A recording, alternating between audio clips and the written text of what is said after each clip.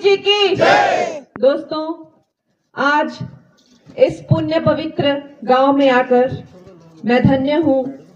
आपको ये जानकर बहुत खुशी होगी कि मनाली में जहां मैंने अपना घर बनाया है उस गांव का नाम है सिमसा गांव और वहां के जो लोकल देवता हैं वो है कार्तिक स्वामी। और ऐसा मेरा भाग्य हुआ कि जहां पर देवता जी का बहुत बड़ा मंदिर है, प्राचीन कालिक मंदिर है, उसके साथ में देवता जी की जमीन है, देवता आते हैं वहां पे एक उत्सव होता है, उसके साथ में ही मुझे जमीन मिली। और जब मैंने वहां पर पूजा की, जमीन की पूजा की, तो ये सब गांव ने देखा वहां पे कि वो नारियल जब रखा गया खुद का खुद वो फूट के 2 टुकड़ों में खुद अपने आप टूट गया वो।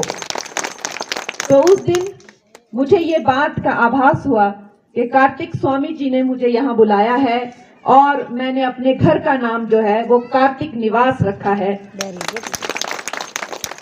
मैं बहुत ही धन्यवादी हूँ अपने भाई जनक राज जी की। उन्होंने मुझे भरमौर इलाके के बारे में पूरा बताया और जब मेरा नाम अनाउंस हुआ था तो उन्होंने मुझे कहा कि हमारे भरमौर में कोई आता नहीं है, आप भी नहीं आओगे। मैंने कहा जनक भाई तो ऐसा करते हैं, पहले कुछ दौरों में सबसे पहले भरमौर ही आते हैं, ऐसी कोई बात नहीं है। पहले लोगों ने क्या किया क्या नहीं किया उससे हमें क्या लेना देना, हम जो करेंगे वो हमें उस पर ही ध्यान देना है। तो 2024 का जो चुनाव है वो हमें चंबा को खासकर एक नई दिशा दे सकता है। जो दिशा मोदी जी ने पूरे देश को दी है वो दिशा में अब हमारा हिमाचल भी चल सकता है। ये बात का आपने खास ख्याल रखना है।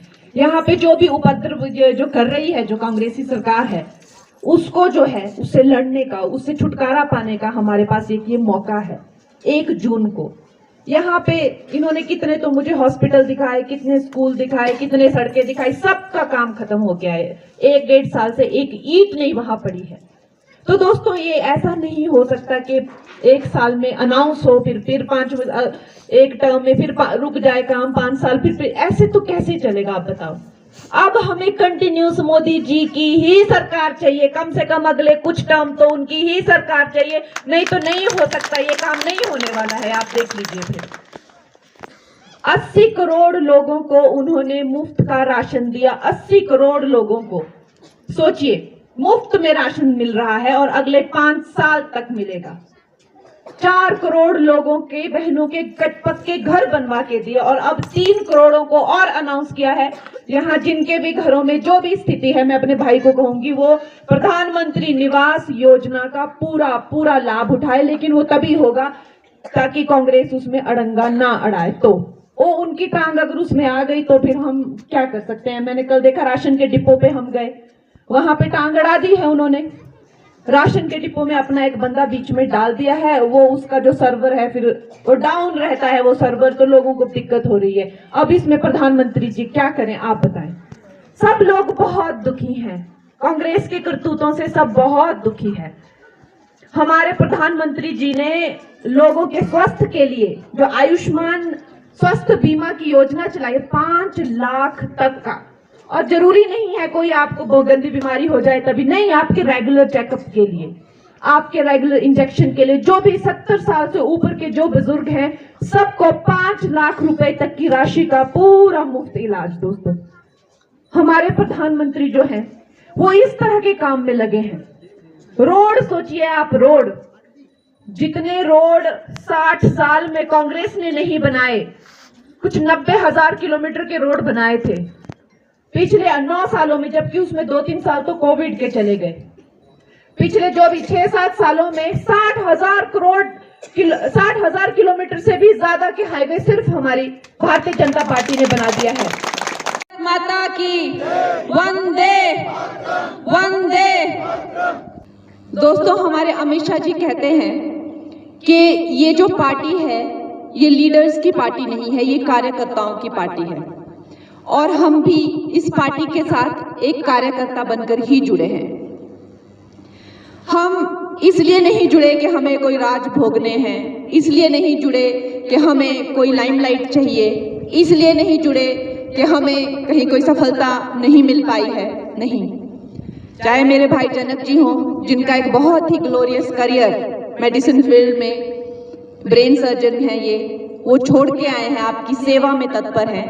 चाहे मेरा काम हो मुंबई नगरी में, जो मुझे अपने माता पिता की वजह से या रिश्तेदारों की वजह से नहीं मिला था, मेरी खुद की योग्यता के करके मैंने कमाया था, वो छोड़कर मैं एक नए करियर में नई जगह कार्यकर्ता बनकर संघर्षरत हूँ। तो इसलिए क्योंकि हमें एक विजन दिखा है, एक चेतना की चिंगारी जो मोदी जी ने 2014 से हम में जगाई है। दोस्तों, हमें एक उम्मीद, एक विश्वास हो गया। मैंने चाहे पार्टी ऑफिशियली अब ज्वाइन की हो, लेकिन आपने देखा होगा कि पिछले लगभग एक दशक से मैं पूरी तरह से भारतीय जनता पार्टी की समर्थक हूँ। यहाँ तक कि शिवसेना ने मेरा घर तक तोड़ दिया। हमारा जो फिल्म इंडस्ट्री है, जिसे वामपंथियों का या जिहादियों का गढ़ कहा जाता है, वहां पर सनातनी विचारधारा, देशभक्ति की विचारधारा, नेशनलिज्म की विचारधारा को व्यक्त करना, उसके साथ खड़े रहना एक तरह से आत्महत्या के जैसे है। इतना मेरे खिलाफ वहां पे गुटबंदी हुई कि ये लड़की जो है भारतीय जनता पार्टी है, कुछ लोग हैं, 3-4 लोग ही हैं बस, उनकी भी बहुत दुर्दशा वहां पे वो लोग करते हैं, लेकिन मैं डटी रही और मैं खड़ी रही, इसलिए क्योंकि हमें लोगों की सेवा करनी है। मोदी जी को देखिए, उनके विजन से हम प्रेरित हैं और मुझे पता है, जैसा कि मुझे होली के बारे में बताया गया है, ये भी भारतीय जनता पार्टी का गढ़ है। अवश्य ही यहाँ पे सब देशभक्त हैं, सब सनातनी हैं। दोस्तों, हमें आज का ये जो देखने को मिल रहा है दौर हिमाचल प्रदेश में, इसमें हमें बहुत ही तकलीफ होती है। ये जो यहाँ पर कांग्रेस पार्टी ने हर दिन की जो ड्रामेबाजी हो रही है, इसको देख के शर्मिंदगी होती है। ये अपनी गवर्नमेंट तो संभाल नहीं पा रहे हैं, लोगों को क्या ही संभालेंगे। अपने आप में ही ये लोग लड़ मर के इन्होंने तमाशा बनाया हुआ है। इनके पास अभी मेजॉरिटी भी नहीं है, पर कुर्सी छोड़ने को ये लोग तैयार नहीं है। ऐसे न जाने कितने प्रोजेक्ट मेरे भाई जी ने मुझे बताए जो रुक गए हैं। हॉस्पिटल हैं, सड़कें हैं, पुल हैं, इन्होंने रोक दिए हैं। लेकिन क्या इनके दिल देखिए, इनके दिल कितने छोटे हैं। ये कांग्रेस ने हमेशा ही, चाहे धर्म के नाम पर, चाहे इन लोगों ने विमेन को कोई राइट नहीं दिए, हिंदुओं को इन लोगों ने हमेशा साइडलाइन किया। इन्होंने यही अपने टुकड़ेबाजी के काम किए हुए हैं और अब भी यहाँ पे यही करतूतें इन्होंने भी यहाँ पे शुरू की हुई है। लेकिन क्या हमारे मोदी जी ने जब 80 करोड़ लोगों को अनाज दिया तो उन्होंने सोचा कौन हिंदू है, कौन मुसलमान है, कौन कांग्रेसी है, कौन भाजपाई? नहीं, उन्होंने नहीं सोचा। अभी भी वो तक आयुष्मान योजना, जब उन्होंने 5 लाख रुपए कहा कि 70 साल से ऊपर अमीर, गरीब, बूढ़े, बुजुर्ग, स्वस्थ, सबको 5 लाख रुपए का उन्होंने स्वास्थ्य बीमा दिया, उन्होंने नहीं सोचा कि कौन भाजपाई है कि कौन कांग्रेसी है। जब उन्होंने महिलाओं के लिए इज्जत घर बनाए तो उन्होंने नहीं सोचा कि कौन किस महिलाएं हैं। 3 तलाक उन्होंने बंद किया। उन्होंने किसानों के लिए किसान सम्निधि से 50 करोड़ अकाउंट से 6,000 रुपए हर साल ट्रांसफर किए। इस तरह की अनेकों, मैं अगर आपको उनकी योजनाएं बताने बैठूं, ऐसे सुबह हो जाए। गर्भवती महिलाओं के लिए जहां पे पेड लीव 2 महीने की थी, बढ़कर 6 महीने की हो गई है। गर्भवती महिलाओं का पोषण के लिए 6,000 रुपए उन्हें अलग से दिए जा रहे हैं। युवाओं के लिए जो एंटरप्रेन्योर बनना चाहते हैं, अपना बिजनेस करना चाहते हैं, मुद्रा लोन की लिमिट 10 लाख थी, वो 20 लाख कर दी है। अब वो इस देश में समानता लाने के लिए 1 nation 1 election, 1 constitution 1 civil code, CA. आज देखिए हमारे देश की क्या पर्सनैलिटी है, पूरी दुनिया में क्या पर्सनैलिटी है, लेकिन हमें वो दिन नहीं भूलना है। आज ये लोग अभिनंदन बिंद्रा को गले में हार डाल के भेजते हैं, कांपते हैं ये लोग, लेकिन वो दिन नहीं भेजना है जब सौरभ कालिया के ये गुर्दा निकाल के हमारे दिल में देते थे, उनके ऑर्गन निकाल के हमें भेजते थे। ये दिन नहीं आपने भूलने हैं, वो कांग्रेस वाले दिन थे।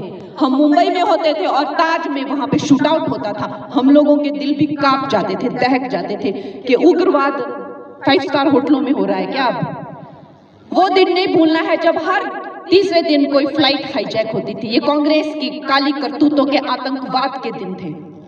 दोस्तों, हमें एक विकसित भारत, कहाँ तो हम 11वें नंबर की इकोनॉमी थी, कोई हमारा अता पता नहीं था। कहा तो अब हम 5 में तीसरे पहले नंबर की इकोनॉमी बनने की बातें करते हैं। हमें क्या होता है कि हमेशा, चाहे मनुष्य का स्वभाव ऐसा होता है, हमारे माता पिता ने कितना भी संघर्ष किया हो, लेकिन अगर हमें एक अच्छा जीवन मिलता है तो हमें कदर नहीं होती उस जीवन की। इसीलिए अब 10 साल की में भूलना नहीं है कि पहले क्या था और अब क्या भारत हमें देखने को मिलता है।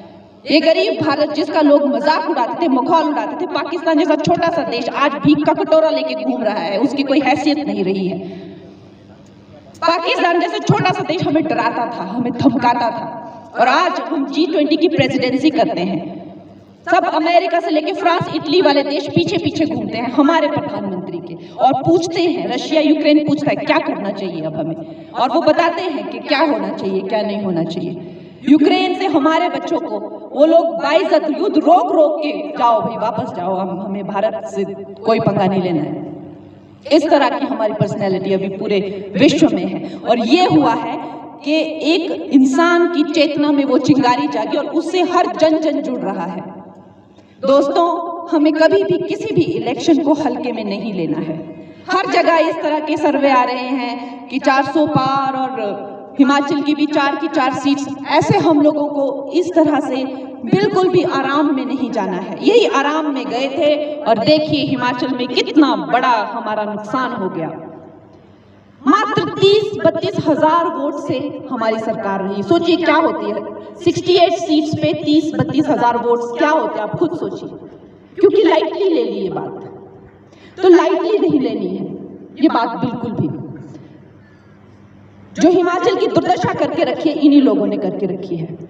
लेकिन अब मुझे निश्चय ही, मुझे बहुत उम्मीद है, मुझे बहुत होप है, मुझे लगता है कि हम लोगों के अच्छे दिन अब आने वाले हैं। देखिए बिलासपुर में कोई सोच सकता था एम्स खुलेगा, अभी पिछले 2-3 साल में हमीरपुर, नाहन, चंबा में एक और मेडिकल कॉलेज खुला है, ऊना में PGI सैटेलाइट सेंटर, अटल इंस्टीट्यूट शिमला में। हम कहाँ सोच सकते थे इस तरह से तरक्की होगी, लेकिन फिर उस पर ब्रेक भी लग जाती है। अब यहाँ की आप देखिए सांसद भी कांग्रेस का है, मुख्यमंत्री कांग्रेस का है, सारा सिस्टम ही कांग्रेस का है, तो वो ब्रेक तो निश्चय ही लग जाती है। उस ब्रेक को हटाना है।